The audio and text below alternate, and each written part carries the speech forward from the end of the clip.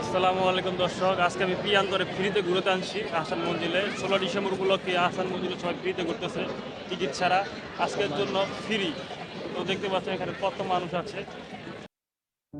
বন্ধুরা, আজকে আমার প্রথম ব্লগ ভিডিওটা আমি করছি তোমাদের জন্য। অবশ্যই অবশ্যই সবাই পুরো ভিডিওটা দেখবে, লাইক করবে, সাবস্ক্রাইব করবে, আমাকে অনুপ্রেরণা দেবে। আমি আর প্রিয়ান্ত আজকে আসছি, প্রিয়ান্তর আমি নিয়ে আসছি আজকে। আমরা এখন আছি আসাল মঞ্জিল। ঢাকার ইতিহাস ঐতিহ্য বহন করে সগর্বে মহিমায় টিকে আছে এই আহসান মঞ্জিল, সেই হাজার বছরের ইতিহাস সে ধারণ করে।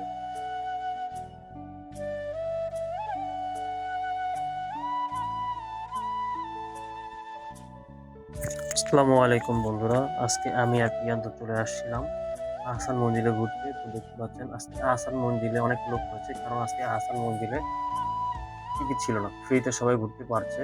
তো এই যে কত লোকজন আছে, তো আমিও মিস করলাম না বিষয়টা, চলে গেলাম আহসান মঞ্জিলে ঘুরতে। তো আমি গিয়েছিলাম হচ্ছে প্রিয়ান্তদের বাসা, তো মামার বাসায়।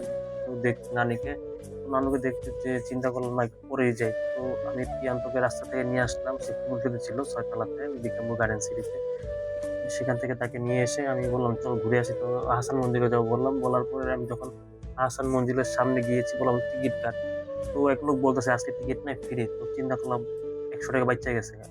তো এই চিন্তা করে ঢুকে গেলাম আহসান মঞ্জিলের ভিতরে, যায় দেখি হই হুল্লোড়, মানুষের অভাব নাই। তো এত এত মানুষ হয়েছে আজকে আহসান মঞ্জিলে, দেখতে পাচ্ছেন বন্ধুরা, সবাই সেলফি তুলছে, ব্লগ করে। তো চিন্তা করলাম যখন আহসান মঞ্জিলে আসছি, তো ধর খালি হাতে ফিরে যাওয়া যায় না, আপনাদের জন্য একটা ভিডিও করে নিয়েছি। তো নিয়ে আসলাম আপনাদের জন্য ভিডিও। তো দেখতে পাচ্ছেন বন্ধুরা, আমার ভিডিওটি লাইক কমেন্ট সাবস্ক্রাইব অবশ্যই করবেন, কারণ এত সুন্দর ভিডিও এর আগে আপনারা দেয়নি। কারণ এত মানুষ আহসান মঞ্জিলে হয়নি, কারণ এবার ফ্রি হওয়ার কারণে এত মানুষ হয়েছে। তো এই যে আমি একটু ঘুরতেছি, দেখতেছি এখানে একটা মেয়ে ছিল খুব সুন্দর। আসলে মেয়েটা অনেক সুন্দর, সে তার বাবার সাথে আসছিল। তো দেখে আমাকে ভালো লাগছে জীবনের ভিতরে মেয়েটা। তো একবার চিন্তা করছিলাম যে মেয়েটার বাবার বলবো যে একটা ভিজিটিং কার্ড দিয়ে যে, "স্যার বা আঙ্কেল, আপনার নাম্বারটা দিয়ে একটু দরকার ছিল।" আমার চিন্তা করলাম বেয়াদব বলতে পারে, তাই কিছু করলাম না, চলে আসছি। তো এই যে হাসান মন্দিরের সামনে দাঁড়িয়ে আছি, এটা হচ্ছে আমাদের সেই নবাব স্যার সলিমুল্লাহর বাড়ি। তো দেখতে পাচ্ছেন ঐতিহাসিক সেই বাড়িটি, এই বাড়িতে অনেক স্মৃতি জড়িয়ে আছে। দেখতে পাচ্ছেন এখানে দুইটা বাড়ি একসাথে আছে, একটা প্রথমে একটা দ্বিতীয়তে। পিছনে আছে বাগান, অর্থাৎ বাড়িটার সামনে পিছনে অসাধারণ। এই বাড়িটা এত সুন্দর যে না দেখলে বিশ্বাস করতে পারবে না। সেই 200 বছর ধরে দাঁড়িয়ে আছে এই বাড়িটি এখনো বুড়িগঙ্গার তীরে। এটার সামনে বুড়িগঙ্গা নদী, এটার সামনে আছে সেই নবাবদের ঘাট।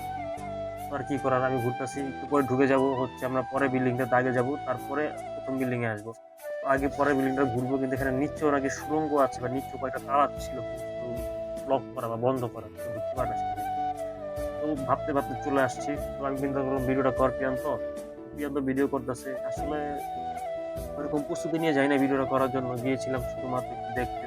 এত সুন্দর একটা ফ্রি পেয়ে যাবো, তো আর কি করার, চলে গেলাম ভিডিওটা করতে। তো আস্তে আস্তে ভিডিও ঢুকবো, অবশ্যই সাথে এখন একটা সাবস্ক্রাইব লাইক দিয়ে রাখুন। তো এটাই হচ্ছে আমার জীবনের প্রথম ভিডিও। তো এটাই আমি আজকে প্রথম করলাম, নিজের ফেস সহ ভিডিওটা।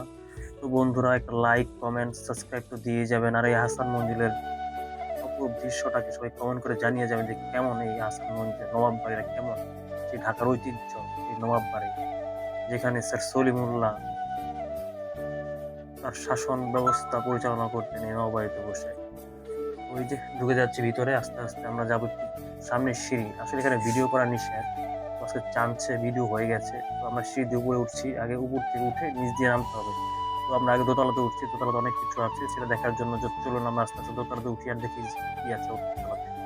তো এখানে অনেক কিছু আছে, সেই রাজাদের আমলে বা নবাবদের আমলের সেই প্লেট, হাঁড়ি পাতি, ফ্যান, ওই টেবিল চেয়ার, বাইজিখানা, তারপরে হচ্ছে গোসলখানা, সেই অনেক কিছু আছে। সেটা না দেখলে মিস করবেন অবশ্যই। যে আমরা ঢুকছি আস্তে আস্তে এই ভিতরে, যে ভিতরে ঢুকে গেলাম, এখানে অনেক ছবি আছে, ঐতিহাসিক ব্যক্তিদের ছবি আছে, যেগুলো দেখলে আপনি ভুলেই যাবেন যে কোথায় আসছেন, মনে হবে যে আপনি এখানেই আছেন।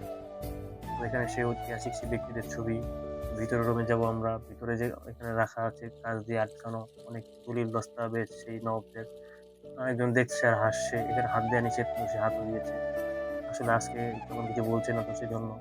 তো আমরা আজকে এটা পুরোটা ঘুরে ঘুরে দেখবো। এই যে সেই নবাবদের সেই পান্ডুলিপিগুলো এখানে লেখা আছে, তো তারপরে সামনে যাব, সামনে গেলে সেখানে অনেকগুলো ছবি আছে ঘরের ভিতরে, সব হয়তো লেখক, রাইটার, বিভিন্ন ধরনের নেতা বা বিভিন্ন ধরনের সময় দেশকে নেতৃত্ব লোকজন এখানে আছে।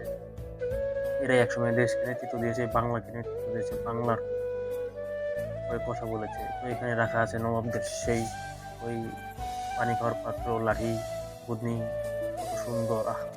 দর্শক, এখানে সংরক্ষিত আছে সেই ঐতিহাসিক প্রত্নতান্ত্রিক নিদর্শনগুলো।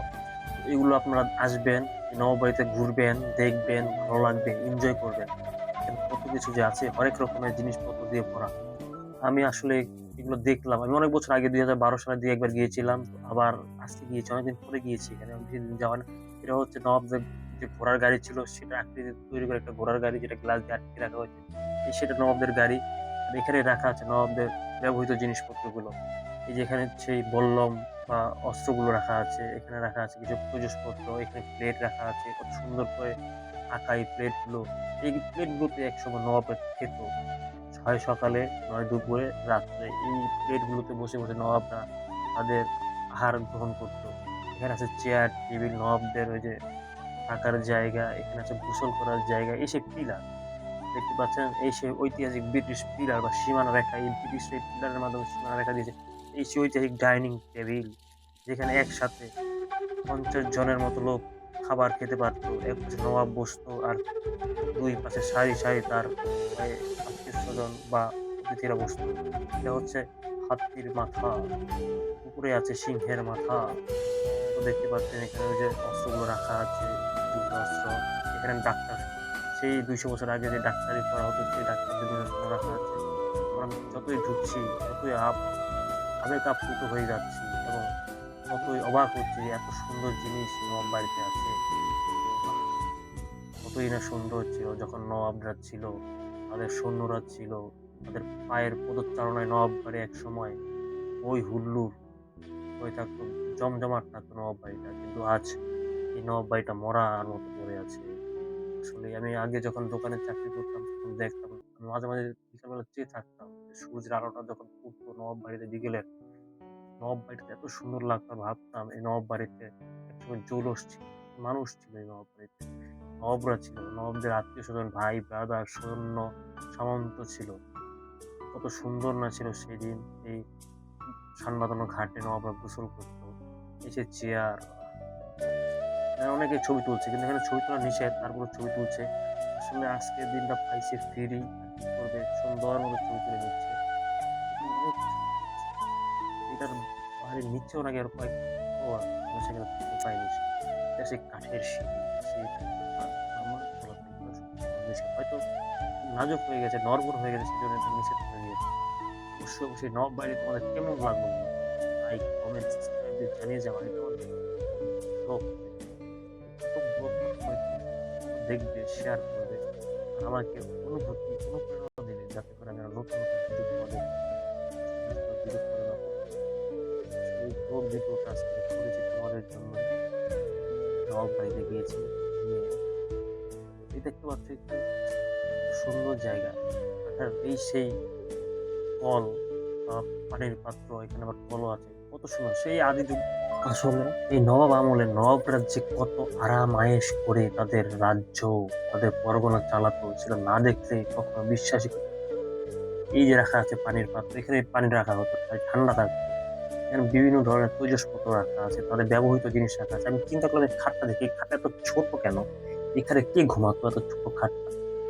দেখতে পাচ্ছ এই খাটটা কত সুন্দর। এখানে যে পানির পাত্র, বিভিন্ন পাত্র রাখা আছে, খাওয়ার পাত্র, ওই বিভিন্ন পাত্রতে রাজা রাজা খেত আগের দিনে, নবাব রাজা খেত। ওই ফ্যানটা আছে ব্রিটিশ আমলের ফ্যান, ওই যে সেই ফ্যান যেটাতে ওই যে বাইরে বসে বসে দাসীরা টানতো, আর ভিতরে রাজা বা নবাব ঘুমাতা বসে ছোট ছোট ডিব্বা।